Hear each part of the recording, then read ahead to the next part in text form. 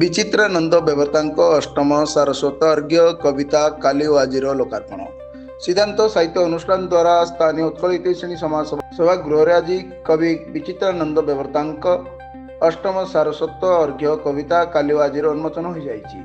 ସିଦ୍ଧାନ୍ତର ପ୍ରତିଷ୍ଠାତା ସମ୍ପାଦକ ପୂର୍ଣ୍ଣଚନ୍ଦ୍ର ମହାପାତ୍ରଙ୍କ ତତ୍ତ୍ୱାବଧାନରେ ଅନୁଷ୍ଠିତ ଏହି ଲୋକାର୍ପଣ ମହୋତ୍ସବରେ ମୁଖ୍ୟ ଅତିଥି ଭାବେ ଅତିରିକ୍ତ ଜିଲ୍ଲାପାଳ ଫାଲ୍ଗୁନ ମାଝୀ, ବିଶିଷ୍ଟ ଅତିଥି ଭାବେ ଜିଲ୍ଲା ଶିକ୍ଷା ଅଧିକାରୀ ଡକ୍ଟର ମାୟାଧର ସାହୁ, ସ୍ୱତନ୍ତ୍ର ଅତିଥି ଭାବେ ଜିଲ୍ଲା ମଙ୍ଗଳ ଅଧିକାରୀ ସଲେମନ ରାଇକା, ସମୀକ୍ଷକ ଭାବେ ଉପନିର୍ଦ୍ଦେଶକ ପ୍ରାଣୀ ସମ୍ପଦ ବିକାଶ ବିଭାଗ ଡକ୍ଟର ବିଦିତ ଶେଖର ମିଶ୍ର ଯୋଗଦେଇ ଆଧୁନିକ କବିତାର ବିଭିନ୍ନ ଦିଗ ସମ୍ପର୍କରେ କହିଥିଲେ।